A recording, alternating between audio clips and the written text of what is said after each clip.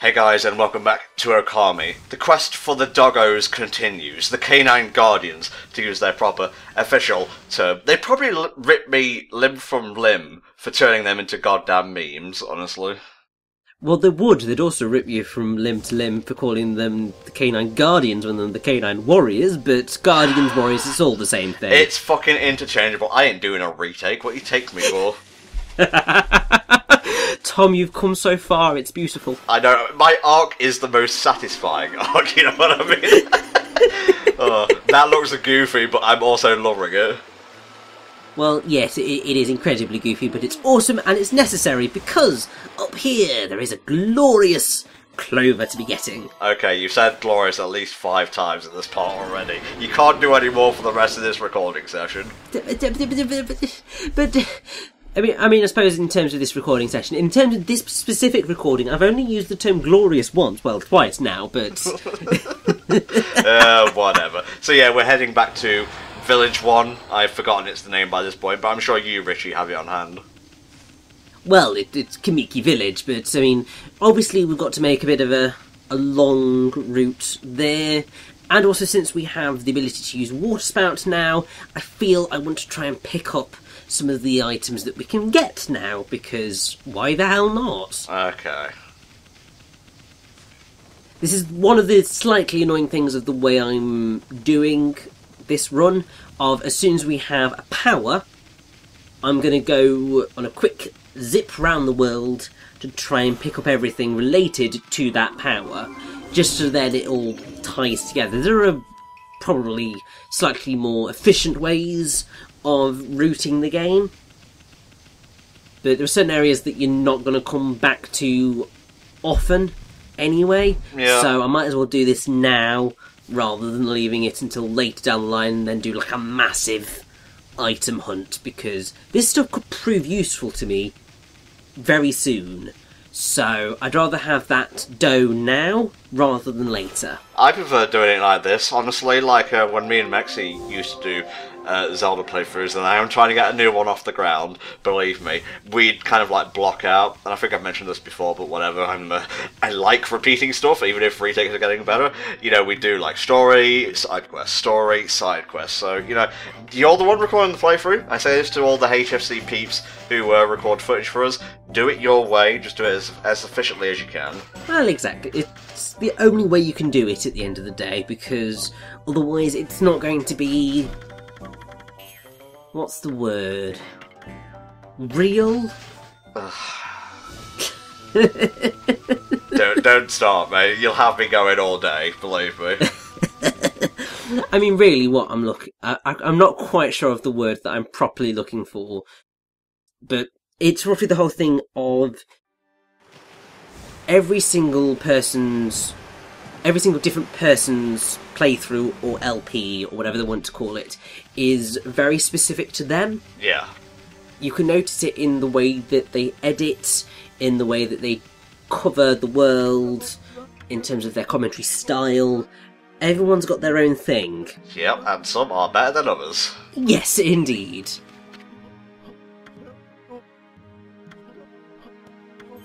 I suppose what I'm looking for, the word I'm looking for is authenticity. Yeah. Everyone's own style has its own authentic flavour, and you can see that. And Ume's gone running off once again, because clearly Kokari is so useless. Yeah, so what was that about a Whopper? I didn't realise McDonald's sponsored this game. Yes! So... I think that might be Burger King, actually. I'm getting my fast food franchises mixed up. I think you might be. But before we go and do anything about that, we're going to go get up those burning chests that were located in here. Ah, yeah. When you were talking about the water spout ability being able to negate fiery chests, this is like one of the areas I was thinking of. And what's really fun is that you can do 3 chests at once. Sweet. Which is just like, get in there. Again, anti-frustration feature. I don't know whether I'm going to do a really stupid thing and forget that there is a thing that I can use water spout on here. I hope not, because that would be really stupid. We'll see how savvy past Richie is. But as you can see, I'm doing pretty well on the stray beads so far. There's a lot of them in the game, and I'm doing quite well on all the animals as well, to be fair, so go me. I mean, the game's already praising you. What, you want me to praise you as well? I can only give so much encouragement per part, you know? Yeah, I have to admit, my fish count is pretty crap. A bit small. But it's fine, because later on in the game I do go on a massive fish hunting quest, which is not shown on camera because that would take frickin' forever. As long as you go through it, that's fine by me. In one of the extras parts, I cover everything in the tomes. Jeez, so enjoy that one. Christ, I'll look forward to it in massive, massive quotation marks. Yeah, and there we go. I'm missing the water spout usage. Oh well, it's fine. I do remember that I do go back to it eventually, but it's gonna be a while. Okay. It's fine, I'll just cut myself until that point. I hope it comes around soonish, otherwise I'll have no arm left. So in the meantime, look! Kushi's up here trying to get some spring water. Huh. And isn't that lovely? She's a long way from Kamiki village, isn't she? Well, she is, but you know, she needed to get the water here. So, and I mean, to be fair, I don't know how the hell she carried that basin or tub or whatever the hell you want to call it. But yeah, she wants to get the divine powers of the Hitoshio spring to make her 8 purification sake. Okay. Which is the sacred drink of ancient legend, which was initially used to defeat Orochi. So, I mean, it'd be very helpful to have that back. So what, did someone like drink it and spit on their sword to imbibe it with power like Auron's, well, one of Auron's limit breaks in Final Fantasy X? No, basically Nagi and Shiranui got Orochi plastered and then cut off his heads, basically. One way to do it, I suppose. So, yeah, this is the joy of Okami. Basically, the entire thing is just related to getting drunk. So it's some sort of weird, drunken, fervor fever dream, and I'm totally okay with that. Why not, mate? Why not? There you go. Filled to the brim. Now, good luck transporting that back, because I sure as shit ain't doing it for you. I know we're a goddess and all, but even we're not that powerful. No, not yet, anyway.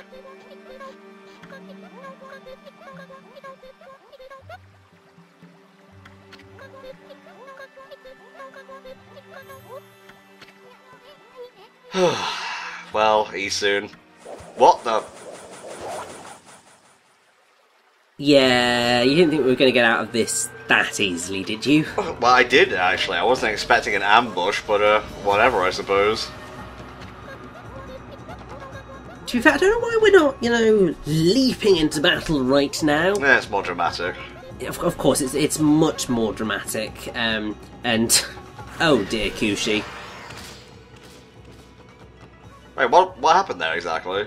A hero came to save the day. Okay.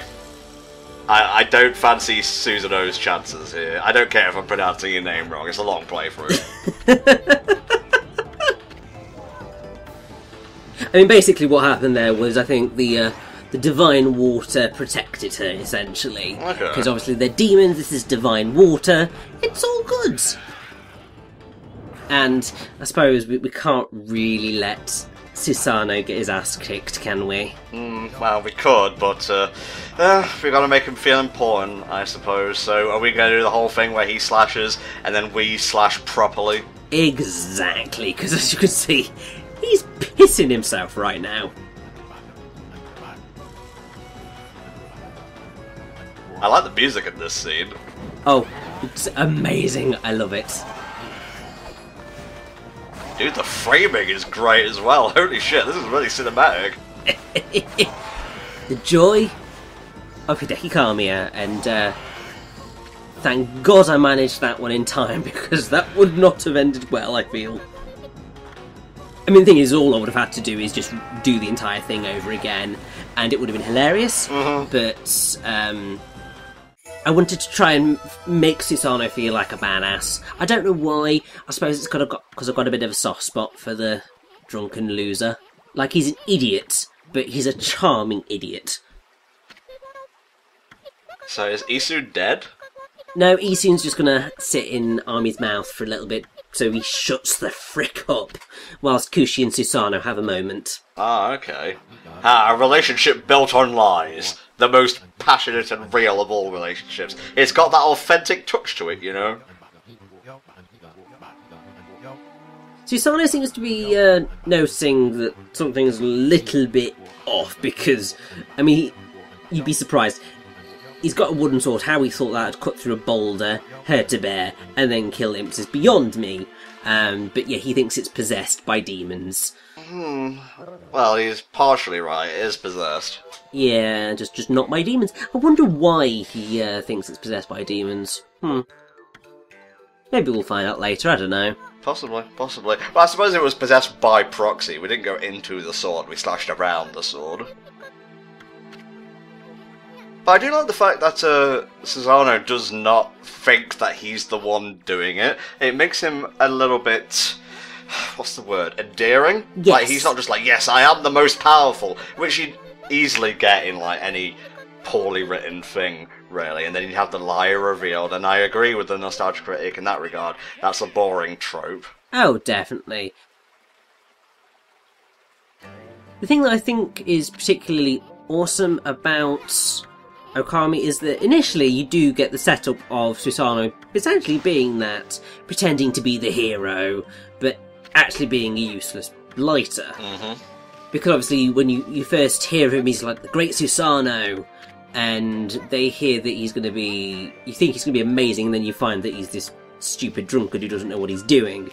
But throughout the course of the game, you begin to see that he's trying to be the hero he thinks he should be. Right. He's just not necessarily capable of being that, and he knows it, and that terrifies him. It's something that I do find really awesome about his character, because it really does feel like he grows throughout the course of the game. Coward with a heart of gold, essentially. Essentially, yes. I wonder what Kokari was crying out about. Why do I have the feeling it's going to involve more fishing? Well, he did mention the Whopper earlier. I laughed it was Susano in there. Haha! I caught a big one! Whoa! Yep, that is Whopper. That's a catfish. Yeah, he's kind of got Ume in his gob.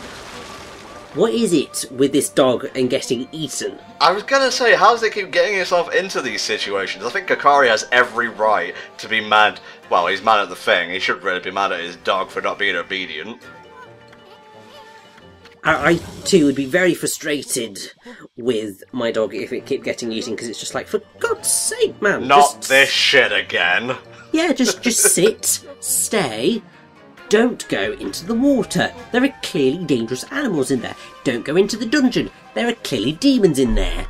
Alright, let's get this fucking catfish and be on our way.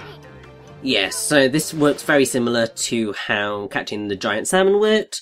You've got to catch a couple of fish, and then you'll get your chance to snare the big whopper. And obviously, because he's a massive fish, it's going to take, I think, at least a couple of slices to reel him in.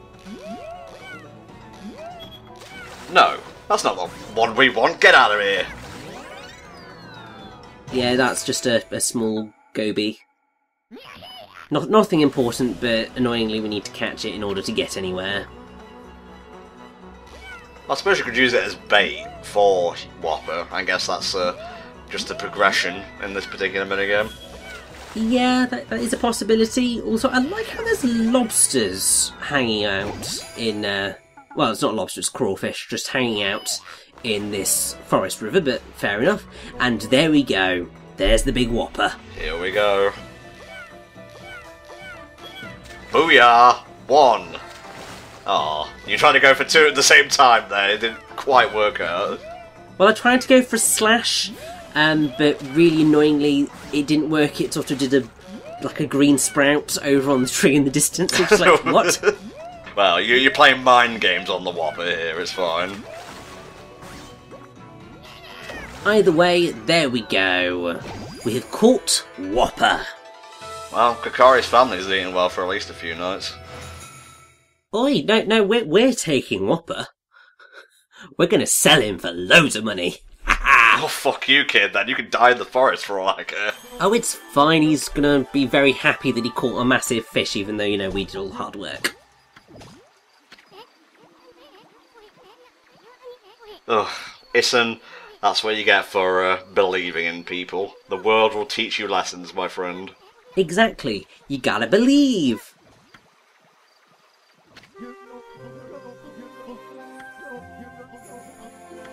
I like how he thinks Ume's dead. Like, I know he got eaten by a fish and all, but, like, he wouldn't... I mean, he was underwater for probably a bit too long, and he probably would be dead by this point, but, I don't think the game has really presented itself as being that dark just yet. Not in the case of Ume, anyway. Ooh.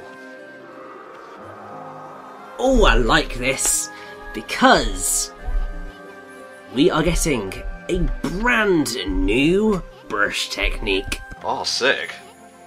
And I have been waiting for this for a while now, because it's an ability that has been beyond my grasp, but one which just like, please give it to me. Oh, yes, I know exactly what you're waiting for here. The moon could mean only one thing. The power to turn night to day and vice versa. Exactly. So, this is clearly a rabbit. Well, yeah, sure, yeah. But this is Yumigami, whose name literally translates to God of the Bow. Now, what's kind of strange is that in Shinto mythology, the moon god is actually called Tsukiyomi no Mikoto, or Tsukiyomi. And basically the name is a compound of Tsuki, which means moon, and Yomi, which is to read.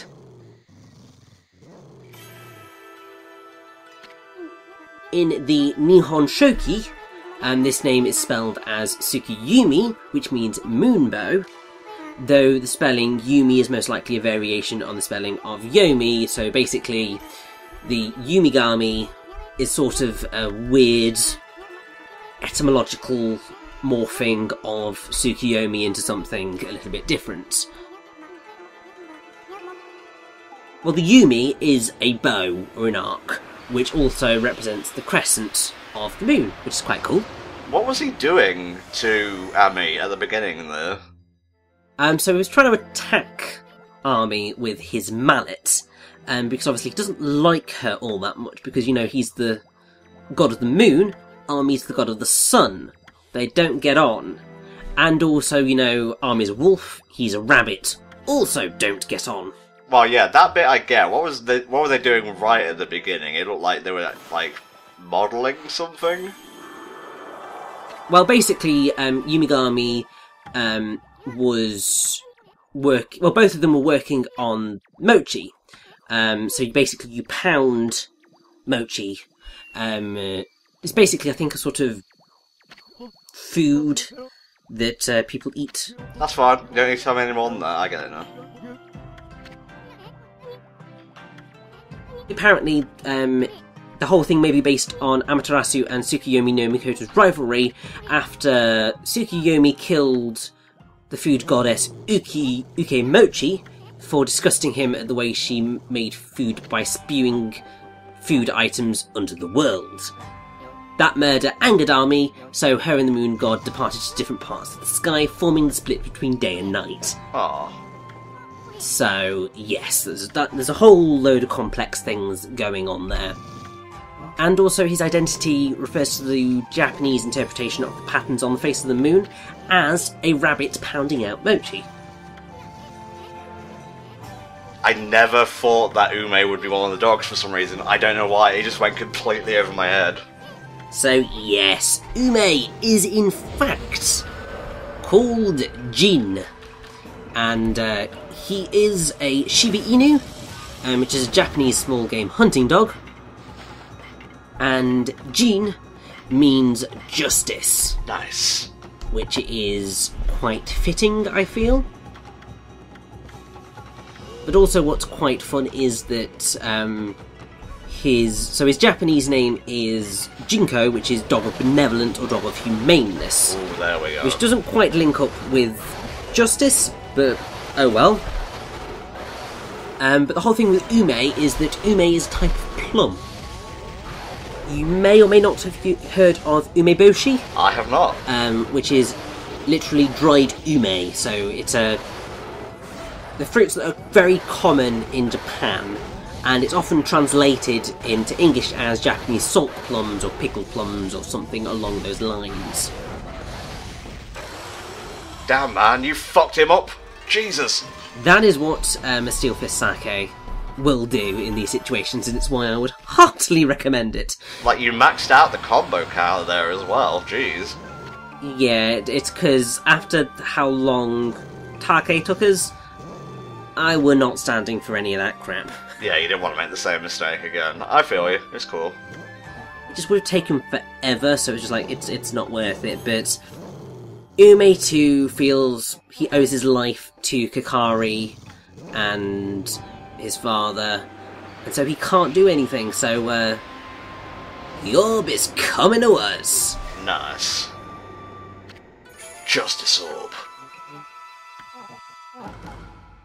So now Ume can stay with Kokari and be happy. Well, till he gets eaten by another giant animal. Hopefully that won't happen now, because he doesn't... hopefully he won't get into any more trouble, because he doesn't need to get into any more trouble, but then he's probably an idiot seeing he's gotten eaten twice, so I don't even know anymore. Yeah. Alright, what's next on the agenda, mate? I think there's one more dog to find. There is indeed one more dog to find, and I think we all know where he is to be found. Mm-hmm. Kamiki Village, in case that wasn't obvious. Yeah, so we are going to head all the way back to Kamiki Village, but we're going to go, hopefully by way of the shortcut, because we can get a funny little bit of dialogue if we go that way. Okay. Just running up the hill. Here we go, shortcut ahoy! I have to say, I wonder how Kushi's doing, dragging that massive thing of water back, because, you know... Forgot all about it, to be honest with you.